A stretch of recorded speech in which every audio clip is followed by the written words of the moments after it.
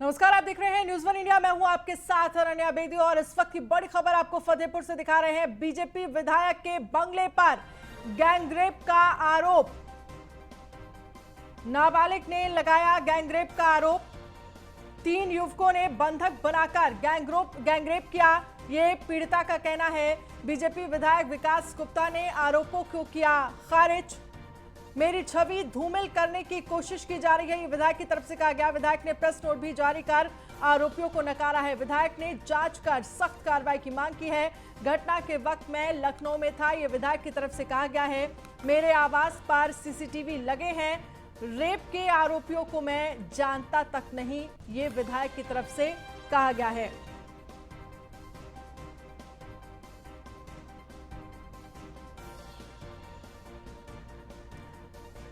तो नाबालिग ने लगाया गैंगरेप का आरोप। बड़ी खबर आपको दिखा रहे हैं। बीजेपी विधायक के बंगले पर गैंगरेप का आरोप लगा है। 3 युवकों ने बंधक बनाकर पीड़िता का गैंगरेप किया। बीजेपी विधायक विकास गुप्ता ने आरोपों को खारिज किया है। मेरी छवि को धूमिल करने की कोशिश की जा रही है, ये विधायक की तरफ से कहा गया। हम घर में थे तो हमको संदीप ने बुलाया था जी, तो घर से हमको लिवा के लेकर आए जी। तो हमको कह रहे कि यहाँ आओ, तो मैं नहीं जा रही थी, मेरे को लिवा के लेकर आए। जी, तो कह रहे कि यहाँ आओ, तो मैं नहीं जा रही थी, मेरे को लिवाने गए थे। जी। तो वहाँ मैं अपने दुकान में लेके गए, मेरे साथ गलत कौन काम- कौन लेके गया था? संदीप और संदीप का दो। मेरे बेटी के साथ में 3 दिन तक व्रत काट किए। कौन कौन लोग थे ये? राहुल, संदीप, जी। शुभम, तीनों बच्चे का मेरी लड़की के साथ में गलत काम किए थे। घर से का मोटरसाइकिल से ले गए हैं, टट्टी के लिए गई थी, वहाँ से मोटरसाइकिल में इसको लेके का वहाँ ले गए थे बंगले में। कल यह एक व्यक्ति अपने बच्ची को लेकर के मेरे समक्ष पेश हुआ था। इस संबंध में मैंने थाना प्रभारी से बात किया था, तो उन्होंने कहा कि इस संबंध में थाना गाजीपुर पर मुकदमा पंजीकृत किया गया है और लड़की का 161 का बयान कराया गया है, 164 का बयान कराया गया है और मेडिकल कराया गया है। 164 के बयान में लड़की ने बताया है और 161 के बयान में भी कि वह अपने माँ बाप से नाराज़ होकर के कहीं चली गई थी और उसको कोई भगा के नहीं ले गया था और न उसके साथ दुष्कर्म हुआ है। फिर भी गहराई पूर्वक छानबीन करने हेतु थाना प्रभारी को निर्देशित कर दिया गया। तो मेरी छवि को धूमिल करने की कोशिश की जा रही है, ये विधायक की तरफ से कहा गया है। विधायक ने प्रेस नोट जारी कर आरोपों को नकारा।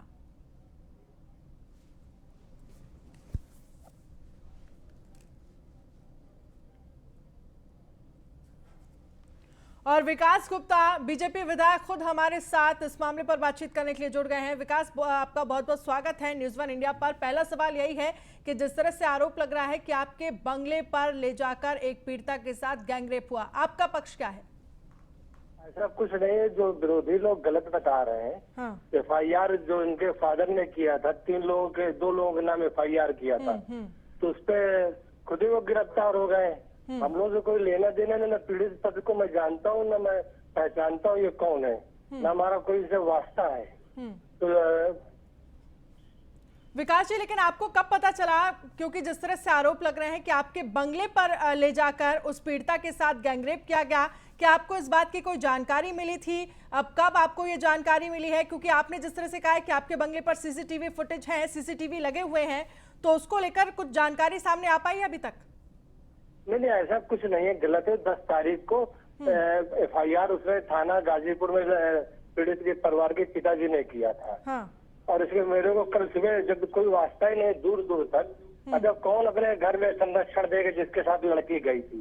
कोई भी नहीं दे सकता। जब कोई वास्ता ही नहीं, लड़की लड़के के साथ गई, उनकी भी गिरफ्तारी हो गई। 164 के बयान हो गए न्यायालय में आज से 5 दिन पहले, और 2 दिन पहले जाके मेरा नाम उजागर करने का काम किया। 164 161 के बयान भी हो गए हैं, 161 के थाने में, 164 के न्यायालय में हुए। कल भी बयान हुए थाने में, कहीं कोई ऐसी बात नहीं है। फिर सर विकास जी, लेकिन सवाल ये है कि फिर इस तरह के आरोप क्यों लग रहे हैं कि आपके बंगले पर ले जाकर गैंगरेप किया गया? नहीं वो सरासर गलत है, वो राजनीतिक छवि खराब करने के लिए है। विकास जी, और लेकिन इसमें- जो आरोपी हैं संदीप राहुल श्रोम, जिनका पीड़िता नाम बता रही है, क्या आप इनको जानते हैं? नहीं आप उनसे पूछिए, क्योंकि आप खुद देखिए वीडियो में उससे बार बार पूछा जा रहा है, बार बार पूछा जा रहा है किस प्रकार से। आप उसको ध्यान से वीडियो देखिए, साजिशन फंसाया जा रहा है, छवि धूमिल की जा रही है। इनके ऊपर कानूनी कार्रवाई भी करूंगा मैं। कौन, विकास जी क्या लगता है कौन है इसके पीछे जो आपकी छवि को धूमिल कर रहा जो है? चुनाव लड़ने वाले हैं, अपोजिशन वाले, वो प्रचार कर रहे हैं। अब उनके मोबाइल में भी ट्रेस आ गया, कहीं एड्रेस पे नहीं है, यहाँ पर जो है सर्विलांस में चेक भी कराया गया, कहीं यार लोकेशन ही नहीं इनकी। कल पूछताछ हुई, 164 में बयान भी दे चुकी मैडम, न्यायालय में दे चुके हैं आज से 5-6 दिन पहले। जी चलिए ठीक है विकास जी, बहुत बहुत शुक्रिया हमसे बातचीत करने के लिए। तो नाबालिग ने लगाया गैंगरेप का आरोप, लेकिन इन सब के बीच खुद विधायक विकास गुप्ता हमारे साथ जुड़े थे। उनकी तरफ से यही कहना था कि मेरी छवि को धूमिल करने की कोशिश की जा रही है। जितेंद्र विश्वकर्मा हमारे साथ खुद जानकारी के लिए जुड़ गए हमारे संवाददाता। जितेंद्र, आपके पास क्या कुछ जानकारी है? क्योंकि जिस तरह से खुद विधायक हमारे साथ जुड़े थे, उनका कहना है कि मेरा इन सब चीजों से कोई लेना देना नहीं है, मेरी छवि को धूमिल करने की कोशिश की जा रही है। अब इस मामले पर आपके पास क्या अपडेट है और पुलिस की तरफ से अब तक क्या एक्शन लिया गया है? तो शायद संपर्क टूट गया है हमारे संवाददाता से, फिर से संपर्क साधने की कोशिश करेंगे। तो बीजेपी विधायक के बंगले पर गैंगरेप का आरोप, लेकिन इन सब के बीच विधायक खुद हमारे साथ जुड़े। उन्होंने साफ तौर पर कहा कि मेरी छवि को धूमिल करने की कोशिश हो रही है। और फतेहपुर में हुई नाबालिग के साथ रेप की घटना पर सपा एमएलसी सुनील सिंह साजन ने यूपी की कानून व्यवस्था पर सवाल उठा दिए हैं। क्या कुछ कहा, सुनिए। की घटना ने फिर एक बार उत्तर प्रदेश को शर्मसार किया है कि एक नाबालिग बेटी के साथ 3 लोग गैंगरेप करते हैं, वो भी भारतीय जनता पार्टी के विधायक के आवास पर करते हैं। उस बेटी का पिता गुहार लगा रहा है, पुलिस सुन नहीं रही। योगी जी, आप तो बेटी बचाओ की बात करते हो, उन्नाव की घटना हो, हाथरस की घटना हो, आप बलात्कारियों के पक्ष में खड़े हो जाते हैं। पूरी भारतीय जनता पार्टी हाथरस में बलात्कारियों को राष्ट्रवादी बता रही थी। तो आखिर भारतीय जनता पार्टी कौन सी परिभाषा बताना चाहती है? जो बलात्कारी हैं वही राष्ट्रभक्त हैं? तो मुझे लगता है कि जिस तरीके से फतेहपुर की घटना में सरकार की चुप्पी और लगातार पुलिस न्याय दिलाने के बजाय आरोपियों को बचा रही है, यही असली चेहरा है योगी जी आपका, और यही रावण राज है आपका। देखिए फतेहपुर की। और खबर है लखनऊ से, जहां पर सीएम योगी की अध्यक्षता में कैबिनेट की बैठक हुई। 12 महत्वपूर्ण प्रस्तावों पर कैबिनेट की मोहर लगी है। बैठक के बाद बोले deputy CM Keshav Prasad Maurya, cabinet में कई अहम फैसले लिए गए। ये केशव प्रसाद मौर्य की तरफ से कहा गया। धर्मांतरण का खतरनाक खेल नहीं चलने देंगे, देशी विदेशी शक्तियां इस खेल के पीछे हैं। ये केशव प्रसाद मौर्य की तरफ से कहा गया। एटीएस गहनता से मामले को लेकर जांच कर रही है, ये डिप्टी सीएम की तरफ से कहा गया है। तो सीएम योगी की अध्यक्षता में कैबिनेट की बैठक हुई। 12 महत्वपूर्ण प्रस्तावों पर कैबिनेट की मोहर लगी है। बैठक के बाद बोले deputy CM Keshav Prasad Maurya, cabinet में कई अहम फैसले लिए गए। धर्मांतरण का खतरनाक खेल नहीं चलने देंगे, देशी विदेशी शक्तियां इस खेल के पीछे हैं। एटीएस गहनता से पूरे मामले को लेकर जांच कर रही है।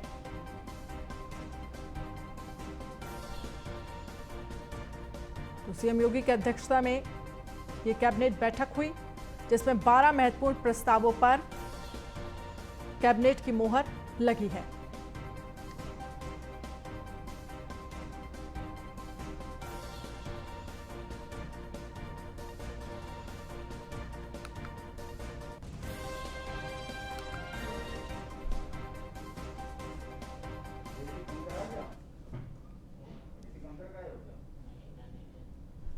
और योगी कैबिनेट की बैठक के बाद deputy CM doctor Dinesh Sharma ने कहा है कि भारतीय जनता पार्टी अपने कार्यकर्ताओं के मुकदमे वापस लेगी। जो मुकदमे गलत होते हैं उनको हटना चाहिए। हमारी पार्टी नियमानुसार काम करती है। वहीं डिप्टी सीएम केशव प्रसाद मौर्य ने क्या कुछ कहा है, सुनिए। कैबिनेट की महत्वपूर्ण बैठक हुई है प्रदेश के हित में कई महत्वपूर्ण निर्णय लिए गए हैं। उसका डिटेल अभी सरकारी प्रवक्ता के माध्यम से जारी किया जाएगा। उत्तर प्रदेश सरकार का एक ही प्रयास है कि प्रदेश की 24 करोड़ जनता के जीवन में खुशहाली आए, प्रदेश का विकास हो, प्रदेश में सुशासन रहे, गुंडे, अपराधी और जो भ्रष्टाचारी उनके खिलाफ कार्रवाई हो। इस दिशा में सरकार के माध्यम से काम किया गया है और कैबिनेट के जो प्रस्ताव हैं उसका डिटेल अभी प्रवक्ता महोदय देंगे। हमारे जो पुलिस जो हमारी टीमें हैं उन्होंने बहुत अच्छा काम किया है, इनके नेटवर्क का खुलासा किया है और इनके खिलाफ कठोर कार्रवाई सुनिश्चित की जा रही है। कुछ हमेशा से भारत की तरफ, अभी तक तो पूर्वोत्तर राज्य और बंगाल आदि कुछ ऐसे राज्य थे, प्रदेश थे जो विदेशी शक्तियों के निशाने पर हुआ करते थे, जहां पर धर्मांतरण की प्रक्रियाएं होती थी। झारखंड ऐसे जगहों पर भी होती थी, लेकिन कुछ उत्तर प्रदेश में भी ये ऐसी गतिविधियां करने वाले लोग सक्रिय हुए थे पहले, लेकिन हमारी सरकार आने के बाद जब इनके साथ सख्ती की गई तो समय समय पर इनके विरुद्ध कार्रवाई हुई है।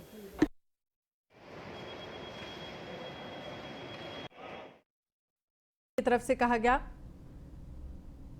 कि धर्मांतरण का जो खतरनाक खेल चल रहा है इसको बर्दाश्त नहीं किया जाएगा, ये चलने नहीं दिया जाएगा। देशी विदेशी शक्तियां इस खेल के पीछे हैं, ये केशव प्रसाद मौर्य की तरफ से कहा गया। लेकिन इन सब के बीच ये भी कहा गया कि जो बीजेपी के तमाम कार्यकर्ता हैं उन पर जो केस लगे हुए हैं उनको वापस लिया जाएगा और ये कहा जा सकता है कि कवायद है जो पुराने पार्टी के लोग हैं उनको मनाने की। ये कवायद देशी विदेशी शक्तियां जो इस खेल के पीछे हैं उनको बर्दाश्त नहीं किया जाएगा। जो धर्मांतरण का खतरनाक खेल चल रहा है इसको बिल्कुल भी बर्दाश्त नहीं किया जाएगा। तो इन सब के बीच 12 महत्वपूर्ण प्रस्तावों पर कैबिनेट की मोहर लगी है।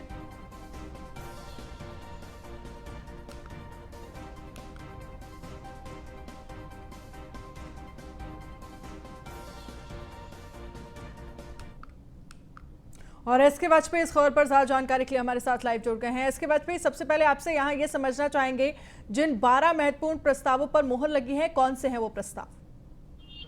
बिल्कुल, मैं आपको बता दूं, एक प्रस्ताव चित्रकूट से जुड़ा हुआ है जिसमें चित्रकूट विकास बोर्ड का गठन किया गया है। जिस तरीके से अयोध्या को विकसित किया जा रहा है उसी तरीके से चित्रकूट में भी विकास बोर्ड होगा, जिसके अध्यक्ष स्वयं सीएम योगी आदित्यनाथ होंगे। साथ ही साथ उपाध्यक्ष के तौर पर उत्तर प्रदेश के पर्यटन मंत्री को रखा गया है। तो निश्चित है धर्मनगरी के विकास को लेकर जिस तरीके से उत्तर प्रदेश सरकार काम कर रही है उसी दिशा में चित्रकूट का भी नाम शामिल हो गया है। चित्रकूट का विकास भी अब बोर्ड बनाकर होगा, जिसका प्रस्ताव आज यूपी कैबिनेट की बैठक में था और उसको पास कर दिया गया है। साथ ही साथ अगर हम बात करें तो 12 अन्य प्रस्ताव हैं जिसमें संस्कृत विभाग और साथ ही साथ उत्तर प्रदेश पीडब्ल्यूडी विभाग के कई प्रस्ताव हैं, जिसमें कई ऐसी सड़कें हैं जिनका पुनरुद्धार होना है। साथ ही साथ कई नई स्टेट सड़कों के निर्माण को लेकर भी आज यूपी कैबिनेट के प्रस्ताव पास हुए हैं। हालांकि उत्तर प्रदेश सरकार की तरफ से अभी आधिकारिक तौर पर कोई भी प्रस्ताव जारी नहीं किए गए हैं। तो निश्चित है कि जो डिप्टी सीएम केशव प्रसाद मौर्य ने अपने बयान में बताया कि 12 प्रस्तावों को यूपी कैबिनेट ने अपनी मंजूरी दी है और उन 12 प्रस्तावों का जल्द ही उत्तर प्रदेश सरकार ड्राफ्ट जारी करेगी, जिसमें बताया जाएगा किन किन प्रस्तावों पर मंजूरी उत्तर प्रदेश सरकार की तरफ से दी गई है। जी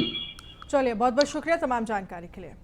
राष्ट्रपति रामनाथ कोविंद 3 दिवसीय दौरे के लिए कानपुर के लिए रवाना हो चुके हैं। सफदरजंग स्टेशन से एक विशेष ट्रेन से कानपुर के लिए वो रवाना हुए। दिल्ली से कानपुर रेलवे रूट पर सुरक्षा व्यवस्था के पुख्ता इंतजाम किए गए हैं। आगरा में कड़ी सुरक्षा के बीच गुजरेगी राष्ट्रपति कोविंद की ट्रेन। चमरौला स्टेशन, बरहन जंक्शन और मितावली स्टेशन से गुजरेंगे राष्ट्रपति। सुरक्षा के मद्देनजर स्टेशन पर लोगों की आवाजाही पर रोक लगाई गई है।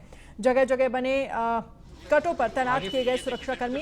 पुलिस अधीक्षक ग्रामीण सत्यजीत गुप्ता ने व्यवस्था का जायजा लिया।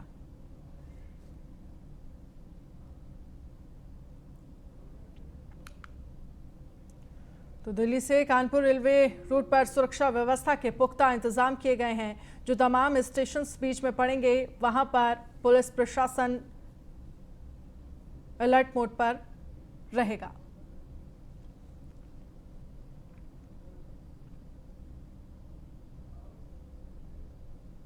और वहीं राष्ट्रपति के दौरे से पहले न्यूज़ वन इंडिया संवाददाता रामजी शर्मा ने कानपुर रेलवे स्टेशन के बाहर का जायजा लिया। इस वक्त हम कानपुर सेंट्रल स्टेशन के प्लेटफॉर्म नंबर 1 पर मौजूद है, जहां पर आज शाम को राष्ट्रपति रामनाथ कोविंद को आना है। मैं आपको दिखा रहा हूं कि उनके आने को लेकर जो तैयारियां हैं किस तरह चल रही हैं। आप देख सकते हैं कि पूरा प्लेटफॉर्म में हर आदमी अपने अपने काम पर लगा हुआ है, तो साफ़ सफाई जो है वो लगातार चल रही है। आप देख सकते हैं कैमरे के माध्यम से किस तरह जो साफ़ सफाई काम है वो काफ़ी तेज़ चल रहा है। इसके साथ मैं आपको पीछे दिखाऊंगा कि पीछे आप देख सकते हैं हमारे कि किस तरह से जो प्लेटफॉर्म है पूरी तरह खाली है, और यहाँ पर जो सुरक्षा के जवान हैं वो भी लगे हुए हैं और ट्रेनों को लगातार चेक करना है, जिससे कि सुरक्षा जो है वो उसमें किसी तरह की चूक ना हो। इसके साथ ही उन यात्रियों का भी ध्यान रखा गया है जो कानपुर सेंट्रल स्टेशन से आएंगे और यहाँ से होते हुए जो लोग बाहर जाएंगे, क्योंकि उसके लिए पूरी व्यवस्था की गई है। कुछ ट्रेनें ऐसी हैं करीब आधा दर्जन के आसपास ट्रेनें हैं जिनका प्लेटफॉर्म बदला गया है। जो 2 या 3 यात्री गाड़ियाँ वो दोपहर 2 बजे के बाद उनका प्लेटफॉर्म कोई प्लेटफॉर्म 10 पर आएगी तो कोई प्लेटफॉर्म नंबर 9 पर आएगी। इस तरह की व्यवस्था की गई जिससे कि यात्रियों को भी परेशानी हो। लेकिन राष्ट्रपति के कानपुर दौरे के दौरान किसी भी तरह की कोई चूक ना हो, सुरक्षा को लेकर कोई खिलवाड़ ना हो। इसके साथ ही जो प्लेटफॉर्म नंबर 1 और 2, 3 और 4, 5 पर जो स्टॉल थे उनको भी पूरी तरह बंद कर दिया गया है। जब राष्ट्रपति के यहाँ से कानपुर से वापस लौटेंगे शायद उसके बाद ही वो स्टॉल वह सब खोले जाएंगे। कानपुर से Ramji Sharma, news one India. और वहीं न्यूज़ वन इंडिया संवाददाता रामजी शर्मा ने कानपुर रेलवे स्टेशन का जायजा लिया। राष्ट्रपति रामनाथ कोविंद का 3 दिवसीय कानपुर दौरे पर आ रहे हैं। ऐसे में वो अपने जनप्रतिनिधि से मिलेंगे। इसके साथ ही जो कानपुर सेंट्रल स्टेशन शाम को 7 बजे उनको पहुंचना है। ऐसे में जो सुरक्षा व्यवस्था किस तरह की गई है मैं आपको दिखाना चाहूँगा कि आप देख सकते हैं यहाँ पर बैरिकेटिंग लगा दी गई है, जिससे कि किसी भी व्यक्ति को अंदर आने नहीं दिया जाता। ये प्लेटफॉर्म एक जाने का जो रास्ता है इसको पूरा ब्लॉक कर दिया गया है, क्योंकि आज दोपहर 2 बजे तो पूरा तरह ब्लॉक हो जाएगा। और इसके साथ ही यहाँ पर सुरक्षाकर्मी भी देखिए तैनात हैं, जिससे कि किसी भी संदिग्ध व्यक्ति को ना अंदर आने दिया जाए ना जाने दिया जाए, और उसको बिना चेक करे ही स्टेशन परिसर के अंदर प्रवेश करने नहीं दिया जा रहा। इसके साथ ही यहाँ पर जो सुरक्षा व्यवस्था की गई है, प्रशासनिक अमले के साथ ही रेलवे के वरिष्ठ अधिकारी भी सुरक्षा व्यवस्था पर लगे हुए हैं। साथ ही 80 कमांडो जो स्पेशल कमांडो है वो और 10 जिले का फोर्स राष्ट्रपति की सुरक्षा के लिए कानपुर सेंट्रल स्टेशन पर लगाया गया है। और यहाँ मैं आपको बता दूं कि सेंट्रल स्टेशन पर शाम को आने के बाद सबसे पहले वो सर्किट हाउस जाएंगे, जहाँ पर वो रात्रि विश्राम करेंगे। उसके बाद 26 तारीख को वह जो यहाँ के जनप्रतिनिधि हैं उनसे मुलाकात करेंगे। उनसे मुलाकात करने के बाद वे यहाँ से अपने पैतृक गांव कानपुर देहात जाएंगे, वहाँ पर 2 दिन का आश्रम। उसके बाद ही वह लखनऊ वापस लौटेंगे। लेकिन सुरक्षा में किसी भी तरह की चूक ना हो, इसको लेकर के जिला प्रशासन हो चाहे वो रेलवे प्रशासन हो, सभी बिल्कुल पूरी तरह सक्रिय हैं। बिल्कुल सेंट्रल स्टेशन को किले की तरह पूरा किले की तरह बिल्कुल सुरक्षित किया गया, जिससे कि किसी भी तरह से किसी भी व्यक्ति की एंट्री गलत तरीके से ना हो सके। और जिन प्लेटफॉर्म पर रोकथाम की गई वहाँ पर सुरक्षा के लिए जवान लगाए गए हैं, जिससे कि कोई भी इन प्लेटफॉर्म के अंदर एंट्री ना कर सके और सुरक्षा में किसी भी तरह की चूक ना हो सके। कानपुर से Ramji Sharma, news one India. तो जिस ट्रेन से राष्ट्रपति सफर कर रहे हैं वो बेहद ही खास ट्रेन है। ट्रेन की और क्या क्या खासियत हैं ग्राफिक्स के जरिए आपको चलिए बताते हैं। प्रेसिडेंशियल ट्रेन की खासियत क्या है? इस स्पेशल ट्रेन में लगभग 14 कोच हैं। राष्ट्रपति भवन का स्टाफ, रेलवे स्टाफ और सुरक्षा कर्मी भी सवार हैं। ट्रेन में राष्ट्रपति का 7 star presidential suite bullet proof है और इसके साथ ही प्रेसिडेंशियल सूट में 2 bedroom, 2 bathroom, 1 living room, live TV, wifi और हॉटलाइन सुविधा है। ट्रेन में राष्ट्रपति सचिवालय भी बनाया गया है। राष्ट्रपति की सुरक्षा को देखते हुए ट्रेन को तैयार किया गया है। तो इस ट्रेन की क्या कुछ खास बातें हैं वो हम आपको दिखा रहे हैं।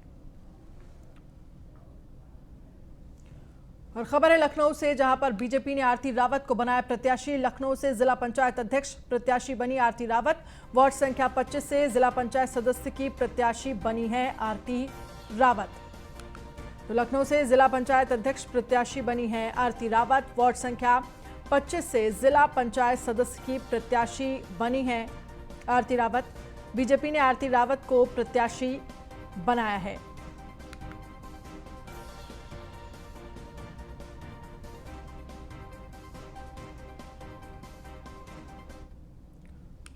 और खबर है आजमगढ़ से, जहां पर पुरानी रंजिश को लेकर दो पक्षों में मारपीट हुई। एक पक्ष ने अवैध असलहे के साथ प्रदर्शन किया। दबंग पक्ष का असलहा लहराने का वीडियो वायरल हो रहा है। पुलिस पीड़ित की तहरीर पर आगे की कार्रवाई में जुटी है। अतरौलिया थाना इलाके के महादेवपुर गांव का ये मामला है। तो दबंग पक्ष का असलहा लहराने का वीडियो वायरल हुआ। इस पूरे मामले को लेकर पुलिस अब छानबीन में जुटी है और आगे की कार्रवाई इस मामले पर अब की जाएगी।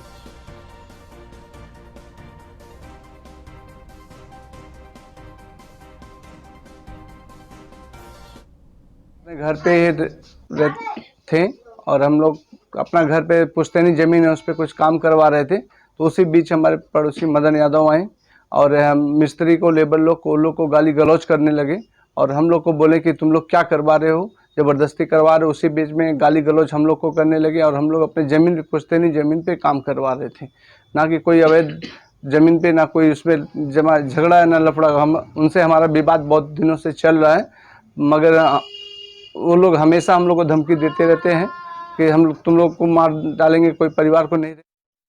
और बुलेटिन में फिलहाल इतना ही। आप बने रहिए न्यूज़ 1 इंडिया के साथ। नमस्कार।